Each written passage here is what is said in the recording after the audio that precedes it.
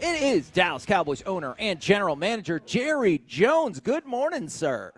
Hey, Kevin, Corey, good to be on with you this morning, and good morning. Now, I know we got a lot of football we need to talk to, but I would love to get some more of your thoughts about the Grand Prix Arlington, how that got set up, how it came to be that it will be in North Texas in 2026, because I know there's already a lot of excitement about that. Well, of course, the key word here is Roger Penske, and frankly, the open wheel racing interest that has developed really not only around the world but here in the United States. And that area over there is ideal for a racetrack that is there in the entertainment district. And I was visiting with Roger Penske that as we made the announcement the other day, and he was just telling me how unique it was to have those straightaways that we're going to have in that configuration, and how those cars will accelerate to the level that they can. It's very unique that they can go as fast. That you couple that with the fact that where it's located right in the middle of the millions of people that we have here in our area, it's got all of the fitting and trappings. But the key people that you can bet on are the Penskes. They've done this for a long time. They know every facet of it. And I can't tell you how impressed I am with Roger Penske. He's has such a penchant for detail, and he knows racing inside and out. He truly is an icon in the world of racing. Well, and Jerry, I mean, it does look awesome, with the big stadiums right there as main features of it. And Kevin, as media, I'm not going to lie, we either get there really early or we leave really late, and I've taken advantage of those straightaways before. So it's a good racing area there, Jerry. It's going to be a lot of fun. Can you imagine that sound going down through there when those cars are screaming down through there and those sounds are taking it off? And I can imagine that really we could have one of the biggest crowds that's ever gathered here in the North Texas area for this event because of the ability to have the room for all those spectators. That's awesome. Appreciate the insight on that. On the football front, it did seem interesting that Ezekiel Elliott said he talked to the coaches about his role, and he remains, quote, dumbfounded by his lack of opportunities, at least as a red zone back. I was curious what your thoughts were about that, and have you spoken to Zeke at all about this? That's an exaggeration. Dumbfounded is an exaggeration. It's a bad description of how he feels about things. He's very much aware of the part of the running game that he's involved with. But more importantly is, and I can't emphasize this enough, we're saving him, and we should be. And we want him for Rico is an outstanding running back. He's always had the challenge, mainly, I guess, because of his size of doing the blocking, protecting the quarterback. But his big problem has been what? He's had troubles with injury over his career. And so it'd be madness to just rely on him for the duration of the season and into the playoffs we've got. Zeke is there. He will be there because we want to protect him during this particular time as much as anything. And then, of course, you got a player like Dalvin Cook out there in the wings that is going to be very material as we go forward. Don't exaggerate that. That doesn't mean that that's big news. But the point is they're there for everybody to see. It's no secret, and we're going to use them. I keep my fingers crossed every time I see Rico grab that ball. He's a violent runner. He's an outstanding runner. And we wouldn't even be having a running back conversation if he'd been able to stay healthy the last 2 or 3 years. Oh, just to make sure we don't exaggerate, I would love to get the words from you directly. Any idea about a timeline for Dalvin Cook, or still wait? No, there's no timeline, and just like there's no bright line as to Zeke snaps, who goes in first, all of those things, that's not important here. Jerry, we've kind of, we've been discussing this running game all season so far. Is it fair to say that the running game just has to be effective enough to give Dak room to work? When you see us having what we would call jointly, everybody, all of our fans, when we have an effective running game, you're going to see an offense that's probably the talk of the NFL, because that is a barometer. You got to run the ball. That's as common as you got to turn the lights on if you're playing a night game. You've got to run the ball. You've got to be effective in the running game. When we start being effective in the running game, it'll complement, the passing. It'll let us have the ball more on the offensive side of the ball, and so we'll be able to keep the defense off the field, which is always a winning formula. Now, to go along with that, to really be the talk of the NFL offensively, some things feel like they have to be tightened up in the red zone offense. Is there anything in particular you've seen that have led to some of the early struggles? That's has been a challenge for us. It is a challenging time for a lot of clubs. We're not at all satisfied with what we're doing there as when we get down there that close. That's an area where these games, as we prepare for these playoffs, these games are a big, if you will, laboratory for getting that ball in the end zone when you get it down there close and not dependent on our kicker. Jerry, a lot of times in media, other places, you'll hear people try to compare Dak and Jared Goff. And when you've looked at these two quarterbacks' careers, what is it that you admire? What are the qualities about both of these quarterbacks that you're like, that's what it takes to be in the NFL and do their jobs? Well, I think that from what I'm told, that Jared Goff has a outstanding work ethic. I think Dak Prescott has as good a work ethic as I have ever heard about, much less been a part of.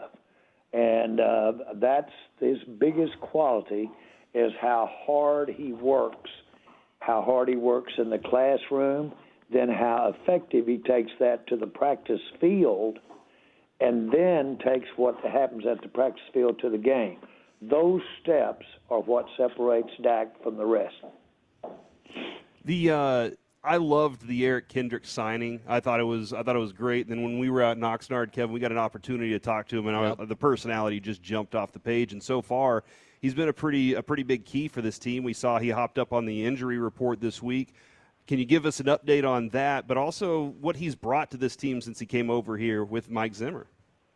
Well, he just knew what Mike's philosophy is. He knew what his specific designs, and he knew what he wanted technique-wise, not just from his position, but from all the positions.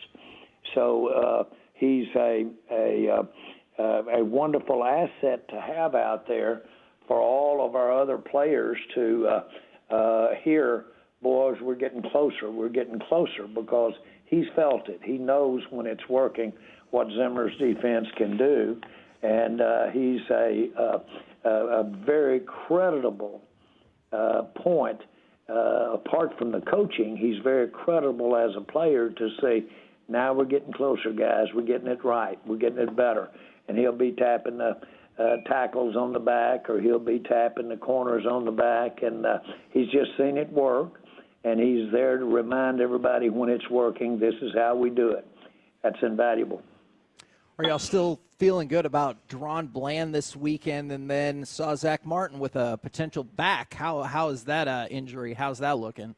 Well, I don't see that to be a factor on his availability Sunday. Zach Martin you're talking about. And, of course, it is good to have Bland out there, and these days are so significant today and tomorrow as to how much time Bland will be on the field Sunday. Jerry, I'm not necessarily asking you to speak on what happened with the Jets, but you've seen how coaches handle their locker room and just kind of, what went on there. Is your philosophy, generally business, football related, is your philosophy to only move on from a coach when you can see that they've lost the team? Well, I'm not so sure. I hear lost the team. As a matter of fact, after the first year with the Dallas Cowboys, I get a call, and it's John Madden and it's Al Davis together on the phone. And they were telling me it was an encouragement call.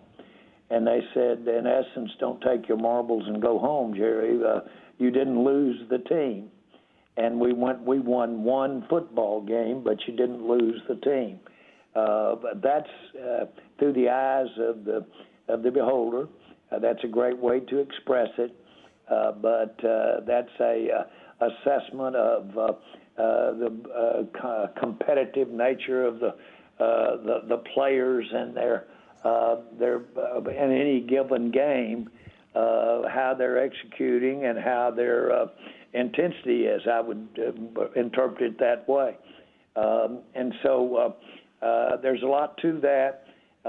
You see it during games. We call it momentum, but you see highs and lows. You see how little slump you get when you have a turnover and it goes against you. All of those things come to my mind when I hear terms like didn't lose the team. The team was ready to play. The team wasn't ready to play. Boy, that's an arm-waving, sweeping statement when you think that you've got 50-something players out there, and it's just inconceivable that you'd have 50 not come to play. Mm-hmm. They know what's at stake when they walk on the field in the NFL. Candidly, without being dramatic, they know it could be their last game. They don't know that it won't. And so it's not realistic to think that you've got players out there that aren't giving it everything they've got, which has a connotation to me when you say don't lose the team. It zeroes down into the player, and that player is thinking about the guy in front of him about 99% of his thought. Speaking of a guy that has gotten his team, I think I was here at the Cowboys website whenever Dan Campbell was here, and he had Bill Parcells said he just had this knack for being around the ball, and you want more guys like that on your team than you want not on your team. Dan Campbell, from what you saw as a player and what you see of him as a coach, how much is he different, or is he the same dude he was as a player? Well, I think that he's probably as much as I've seen since my years beginning in the NFL. He's a great example of what having played the game, having been in the trenches, having done it, he's a great example of what that brings when you want to be in coaching. It's a big plus. I've always known that, for instance, Jason Witten would have and can and is, not would have, been a natural to go into coaching. A lot of those guys, you come at it from different ways, but Jason's famous words when he left when he was speaking to the team when he retired, it's all in the dirt, guys. It's how you do in the dirt. And so those kinds of things, I think, have create advantages for former players. That's not to say that arguably the greatest coaches did not come from having played in the NFL especially. But I think that losing teams, momentum, didn't come to play. I think all of those things have to do with more of the moment, more of the immediacy, and then it colors the entire effort for the game.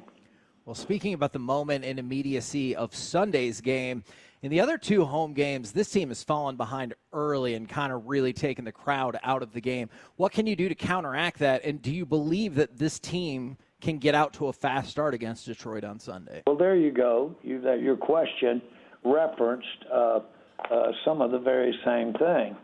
Get it going early, have success early. You speak of that in the first instance as though it is something that would sustain and a positive early push of success. Well, there's a counterpart to that, and that's what having success early does to depressing the opponent. And so there's usually an equal impact, that early success, grabbing the ball right off the bat, taking it all the way down the field, not being able to be stopped, that has a diminishing effect on the opponent. I think all of this needs to be taken with in a factual way, but it also needs to be factored in your emotion and how you're living the moment, whether it's a player, a fan, coach. We just, by nature, human beings, we get excited when we have success, and we get emboldened when we have success. And by the same token, we have to dig down, pick our ass up when we're getting knocked back. Damn right. We do every once in a while. Well, Jerry, speaking of excitement. Everybody. As a matter of fact, the listeners on this call have to do it probably as much or more than the players because they're dealing with life things. And, boy, that takes some guts to step out there sometime and walk out that door when you don't have the answers. Every day. Before we let you go, Jerry, Texas OU, obviously always an exciting thing right around here in DFW. Have you ever been at a college game or even one of these high school games and seen a player and fallen in love and been like, that dude has to be a Cowboy? That guy right there, that's what a Cowboy's all about in some of these games. Well, you can imagine I can't even begin to count the number of high school games I've been to, and not just the ones my grandchildren played in since I owned the Cowboys, more than Cowboy games. And I love high school football.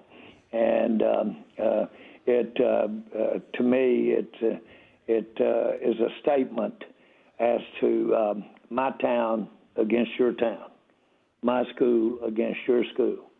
And I can remember we had some great rivalries when I was in high school. And I can remember a series of plays in those games and remember specifically the people that I played against. It never leaves you. And it's something that there's a lot of ways to get here, but I've called on some of the early challenges I had in high school to address everyday problems. So where I'm coming from is this game that you have out here, this Texas OU game, it's the kind of thing is we all remember where we were on a certain year and a certain play. And it has that kind of iconic aspect to it. And I think it could arguably be one of the most unique games in all of sport. Any chance I can get you on the record for who you're going to be rooting for tomorrow afternoon then? I'm not going to go there. Long before I was based in Dallas, I was based in Oklahoma City. And I just can't tell you the great fans that are there in Oklahoma City that not only love football, love the Dallas Cowboys. That's true. And so, frankly, I'd say 99% in Oklahoma City are as excited about the Cowboys as they are out here in Plano, Texas. So I've got Cowboy fans. I wouldn't dare touch this as to the preferred team for me. Smart answer. Sounds like he's rooting for football, Kevin. Yeah, That's smart answer. Smart answer. I don't mind telling you, there's a great article, I think done by ESPN, on Barry Switzer. Yeah. Boy, did they nail aspects of him and his personality. And, boy, you do see what you get here. But he's one of the most outstanding people that I've met, but certainly is one of the most outstanding people of college football. And he was absolutely perfect. He would straighten staff and straighten players up when they're not nice to the secretary, courteous to the secretaries. He was that sensitive. I've had letters written about how one time people came up at a gas station halfway between Dallas and Oklahoma City, and the guy came up and said, "See that car's full of kids and my wife, have no money, I need some gas." He said, "Well, you do," and he filled the gas tank up for the guy. He goes in for a cup of coffee, comes out, and the guy's gone, going to Oklahoma City. And he said, "What in the world was I thinking? All I did was get him a tank of gas." He starts out, and he runs him down before he gets to Oklahoma City. pulls him over and gives him $1,000, said, "You need more help than a tank of gas." Wow. Wow. Their stories are numerous about Barry Switzer being that kind of heart. Yet he absolutely, of anybody I've ever been around in coaching, is who you want with you in a back alley if you get in trouble. He will wipe it out. He's a serious dynamic of people that are involved, and he still remembers the first phone number he's ever heard. His photographic memory is unbelievable. Last thing I got for you then with that great story, does it bother you at all that a lot of pocket of Cowboys fans don't seem to give him credit for Super Bowl 30 then? It long since has passed me about dwelling on our fans'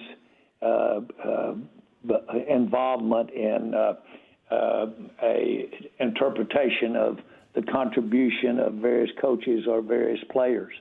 The main thing is I love them because they care about it so much, and they're trying to make those kinds of distinctions. So you asked the question was, does it bother me? And it doesn't bother me at all. But, boy, I'll tell you one thing, he's relevant with the Dallas Cowboys history. Thank you very much, good sir, for the time. Really appreciate it. We'll catch you next week. Thanks, guys. Bye.